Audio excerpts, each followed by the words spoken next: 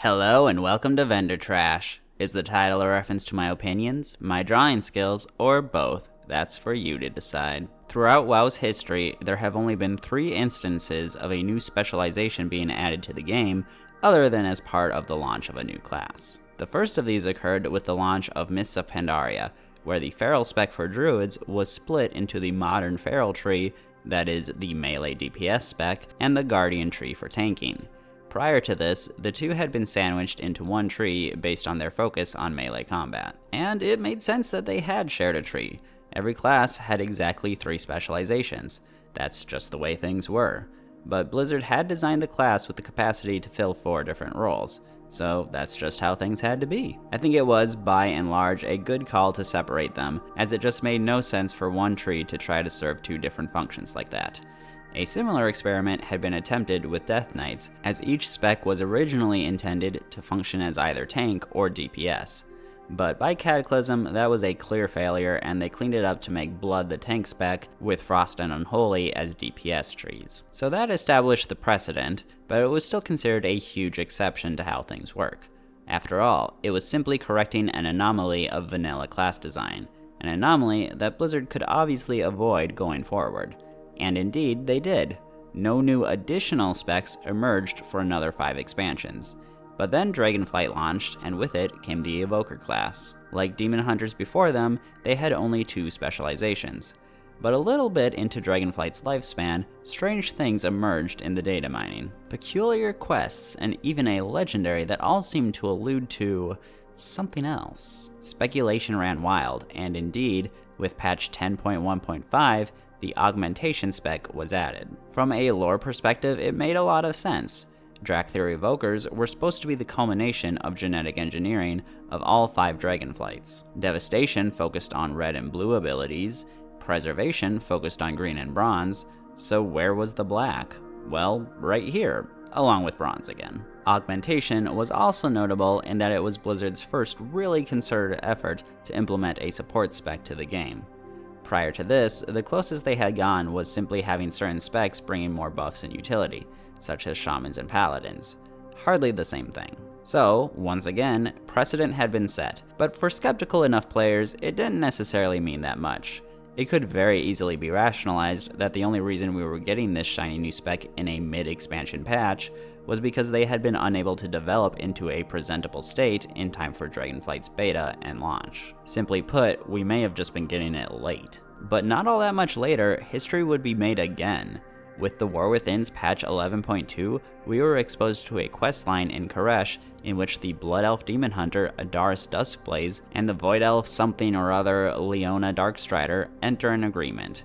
He would teach her the ways of the Illidari, and she would teach him the ways of the Void. This ultimately results in Adaris screwing up an important ritual and having to be kicked through the portal. He would soon thereafter reappear as part of the Soul Hunters encounter in Manaforge Omega, alongside 2 other Demon Hunters. These 2 clearly represented the Vengeance and Havoc specializations, with Adaris now sporting a myriad of Void abilities. It took the player base all of 3 seconds to start theorizing about the implications. Demon Hunters were the only 2-spec class in the game after all, having been passed up by Evokers to get a 3rd spec. And such a spec had potential. The Void would give the class a diversity in theming outside of just the Fel, even if the name Demon Hunter kind of implies a focus on Fel. And sure enough, with the Midnight Features reveal in August 2025, the Devourer spec was confirmed. It would be a Void-based mid-range DPS spec with options that could bring it into melee range. Additionally, the class would be made available to Void Elves. I think the name sticks out a bit too much from the other 2, as they are nouns describing a concept, whereas Devourer is more of an agentive noun. I think Entropy would have worked better, but oh well. I do really like the idea of a Void Demon Hunter spec though, and I'm highly anticipating it. Specializations are a massive resource investment for Blizzard to make, second only to classes themselves. Well, maybe races too. At least races as they used to be implemented, allied races not so much. So there's something that they should be very, very confident about before they pull the trigger and add any of them. They should serve a significant purpose to the game. I think any new spec needs to do at least one of 4 things. Add a new role to a class, make an important distinction between 2 existing roles, be based on existing lore, or introduce new, fitting lore to a class. Guardian was important because it separated 2 roles into 2 trees. Augmentation was important because it explored a wildly different design space and role. And Devourer is important because it gives a class a new space to explore in its lore and a new role by being a ranged DPS spec. So with all of that being said, do I think any more specializations should be added to the game? Well, possibly. I don't think they're at all necessary, but there are 2 that I think would be fitting and which I would be interested in seeing added, whether or not I would actually play them myself. Shaman tanks and Fistweavers. Let's look at Shaman tanks first. The origins of this concept date all the way back to vanilla, when shamans were actually given certain tools to help them fill a tanking role, or at the very least an off-tank in a pinch sort of role. In addition to shields and mail armor, the second strongest category of that, they were granted a smattering of minor defensive talents, primarily in the enhancement tree. This included shield specialization that gave them 5% block chance and 25% block value, anticipation for 5% dodge chance, toughness for 10% more armor, and the ability to parry, as well as 10% reduced damage from fire, nature, and frost damage. Additionally, Earthshock had a high threat component to it, and the imbuement Rockbiter weapon increased threat generation of melee attacks. As an aside, when I was leveling my first character, Tide Totem the Tauren Shaman, I avoided using these if at all possible, even when alone, because I thought a high amount of threat meant I'd be more likely to pull nearby mobs. Yeah. So obviously it wasn't the most robust tanking kit, but clearly there had been some degree of intention there. Support for the idea would only wane with time, however. The Burning Crusade did see the high threat from Earthshock move to Frostshock, which helped shamans to kite in certain situations, such as on the Lady Vashj fight. Shamans also received Earth Elemental Totem, which was basically a souped-up version of Stoneclaw Totem, providing a temporary external taunting unit. But it was, of course, outclassed by actual tanks, and emphasized that shamans would never be tanks themselves. The tanking talents would of course be removed with time, and with Warlords of Draenor, Frostshock would lose the threat aspect, and Rockbiter weapon was pruned entirely. Though the idea would continue to gently bubble among the player base, there would be no real official support for the idea again until Season of Discovery, which gave many specs and classes the ability to perform new roles. Of course, among these were Shaman tanks. I never touched SOD, so I don't know what all was done, but from what I can see, there were 3 things added to greatly bolster Shaman tanks. First of all, there was Way of the Earth, a passive that gave extra threat, health, damage reduction, and reduced chance to be crit while Rockbiter was active and a shield was equipped. There was also Shield Mastery that granted extra armor after blocking, an extra 10% block chance, and 15% block value. And then there was Spirit of the Alpha, a spell that would increase threat generation. There was also the Molten Blast AoE ability that had a high threat component. And even from the outside, I was aware of the existence of the Terrestris shield that could be toggled between a more molten throughput version and a more earthy defensive version that further gave bonuses with each elemental totem active. Of course, a spec being able to do something in SOD is not a great foundation for something to make it into retail, but when combined with retail's own history, it does get the mind percolating. And when we look at things from a more thematic front, it also works fairly well. Though every Shaman spec utilizes all 4 elements to an extent, it's hard to deny that different specs lean into different ones. Restoration heavily emphasizes water with a lesser focus on earth. Elemental and Enhancement seem to emphasize fire and air fairly equally, though I'd give Element the slight fire edge and Enhancement the slight air edge, which does leave Earth as the most neglected element. And hey, coincidentally, Earth has been the most consistent theme for Shaman's tanking abilities and tools. Earthshock, at first, Rockbiter weapon, Stoneclaw totem, Earth Elemental totem, Way of the Earth, Terrestris. Clearly, a Shaman tanking spec would emphasize the Earth. Though what the exact spec name would be is a bit harder to land on. Frankly, all Shaman specs should be renamed. I mean, every Shaman could be described as elemental, Enhancement implies more of a support role, and Restoration is also used by druids. On that note, can we rename one of the protections one of the holies and one of the frosts? How did they have the sense to rename combat to outlaw and not touch any of these? But that's a bit of a tangent, let's get back to shamans here. So the spec would serve to give a new role to the class should it ever be implemented, but unfortunately, there isn't a lot of lore to support it. There don't really seem to be any shaman tanks in the story, which of course could partially stem from the gameplay not being there. The closest we probably have is Thrall, who by sheer virtue of being a very powerful lore figure, serves as a de facto tank in many scenarios for players. So if it were to happen, Blizz would need to give the spec a bit of a lore focus. Try to tether it to a recognizable name. Now then, let us shift gears toward Fistweavers, which is of course the community term for melee-oriented Mistweaver monks. You know, those guys who heal you by delivering a roundhouse kick to your face. From Mistweaver's very inception, Blizzard has included the tools to enable and even encourage healing monks to utilize their melee abilities. In many ways, this was reminiscent of atonement healing from disciplined priests. I'll be honest, my coverage of fistweaving is going to be much spottier simply because it has been supported since MoP, which is a lot of time and also an era of the game with much greater complexity. But here are the broad strokes. From the outset, Stance of the Wise Serpent gave them the Eminence effect, causing a portion of the damage dealt to smart heal a nearby ally. And, generally speaking, Mistweavers could do a large portion of their healing while executing a melee rotation, since their raid healing was done primarily through Renewing Mist and Uplift, both of which were instant casts. It was the single target heals, Soothing Mist and Enveloping Mist, as well as Manatee, that asked monk healers to stand still. Naturally, Fistweaving could not generate the same healing throughput as, actually focusing entirely on healing, but many situations do not call for that throughput and would benefit more from the extra damage. Additionally, Mistweavers were the only healers who got classified as melee for the sake of raid mechanic targeting. This would later be extended to Holy Paladins in Legion when they were given some slight pushes to encourage being a melee healer. The split between ranged and melee healing became more pronounced in Warlords of Draenor, when Stance of the Spirited Crane was added that took the fistweaving benefits with it. Instead, Stance of the Wise Serpent simply bolstered your healing throughput.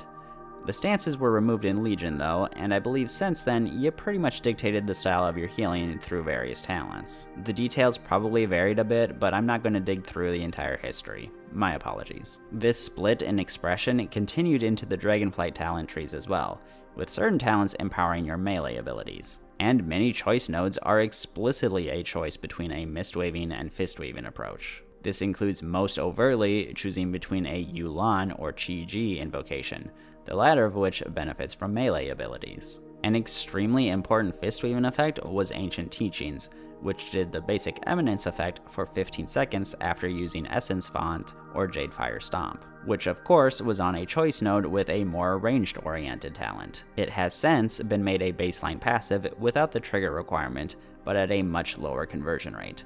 Though I'm probably missing some other class changes that maybe helped make up for it. Now then, circling back to the very beginning of the Mistweaver situation, it's worth pointing out that originally, Chi-Ji was the celestial that was going to be most associated with healing. This makes sense, as Hope has slightly more of a healer vibe than Wisdom, and even Anduin studied under Chi-Ji for a brief time. In fact, in early development, Mistweaver spells had a red coloration to them instead of green. However, this arrangement defied conventional shorthand. Yes, red often signifies health in video games, but in WoW and many others, the prevailing idea is green equals good, red equals bad. So, early playtesters found the red coloration to be bizarre. At least partially as a result, the healing focus in the class was shifted to Yu'lon, though Chi-Ji was still often referenced. After all, the class was heavily tied to the 4 August Celestials and had only 3 specializations. Something had to double up. This puts monks in a very similar, though more pronounced situation as shamans and the 4 elements. Notably, the legendary cloaks earned at the end of Mists of Pandaria are each tied to a specific celestial, and in this case, the healing cloak is represented by Chi-Ji and the caster cloak is represented by Yu'lon. So, just as Earth was iconic toward the idea of a shaman tank, Chi-Ji the Red Crane is iconic toward fistweaving. From a lore perspective, it makes all the sense in the world to give him his own specialization, distinct from the Jade Serpent. But what about from a gameplay perspective? That is, after all, paramount for such decisions. Well, I think it'd be a good idea here as well. Yes, Mistweavers have practically always been able to choose through talents and gameplay if they want to utilize fist weaving, but I believe that binary distinction comes at the cost of other choices that both versions could be making. Imagine, if you will, Mistweavers, if a fifth of your talent tree wasn't devoted to a playstyle you may have zero interest in engaging with, and if half of your choice nodes weren't melee stuff / non-melee stuff. And imagine, if you will, Fistweavers, if you were given a full gamut of talents and abilities and didn't feel like a novelty that gets to continue existing, but without ever being fleshed out. I think that'd be great for both sides. And this isn't just part of my secret agenda to bring back mop-style mistweaving. I mean, what are you even talking about? Where'd you get that idea? That being said, I don't know what you would officially call this spec. The Crane Wing Order was originally going to be called the Red Wings, but that would be both inconsistent with the ER suffix of the other monk specs, and be odd since, despite the melee combat, hockey players aren't really focused on healing you. But since Brew, Wind, and Mist are a bit all over the place, maybe something like Hopebringer or Wingbeater? Again, there isn't really anyone in the lore to properly represent the spec, which again could be considered reflective of gameplay, and made worse by the fact that it's hard to attach non-Pandaren to the class thematically due to the Celestial focus. Anyway, there is room to grow the lore a bit here, especially by attaching a recognizable face to the spec. So, there you have it. The 3 additional specs we've gotten over the years, and the 2 that I find most likely to still make their way into the game. Do I find either super likely? No. Do I think there aren't others that could be interesting? No. But these 2 feel like the most overt examples of something that kind of feels like it's missing. Most other ideas feel more speculative or wish listy by comparison, in my opinion. Now, unfortunately, because they haven't been playable specs, Blizzard hasn't put much effort at all into designing characters that feel emblematic of them, and so it was not easy determining who I wanted to draw for this video. Ultimately, I just had to go with a shaman or a monk who hasn't had their abilities thoroughly explored yet. And in the end, I wound up going with Magatha Grimtotem. As a follower in the Legion Order halls, she is categorized as a restoration shaman, with the Chain Lightning ability and an ability that gives her a chance to generate Grimtotem warrior troops. And she is otherwise just seen using Twilight abilities. So she's kind of a restoration shaman, but she really doesn't feel like she should be a restoration shaman. So I sort of split the difference and just depicted her with a very earthy restoration spell, Earth Shield. And yeah, me sort of having to force her into the role does not speak well for the chances of shaman tanks ever becoming an actual thing. Anyway, how do I feel about Magatha as a character? Well, I think she's a pretty good character. For a long time, she was the only real source of a dark element in Tauren culture, at least until, like, I don't know, the Fel Totem in Legion. She was a source of drama and internal politics for Cairn and later Bane to have to deal with, so I think she served a very useful purpose. Of course, on the flip side of things, she's the one most responsible for Cairn dying, and thus us being left with Bane as the Tauren leader, so I kind of hate her freaking guts for that. But you can absolutely hate a character for what they do within a story, while still appreciating what they do for the story. Though she has kind of fallen off the face of Azeroth since Legion. I mean, at the very least, she could kill Bane too and assume leadership. I would rather deal with her, to be honest. And I set her at the Maelstrom just because that's where the Shaman class hall is, and I kind of just associate her with hanging out there. I think it turned out okay enough. Got some nice sea foam, got a swirly effect. Yeah. But that's all for this video. Thank you for watching, and I will catch you next week. Bye-bye!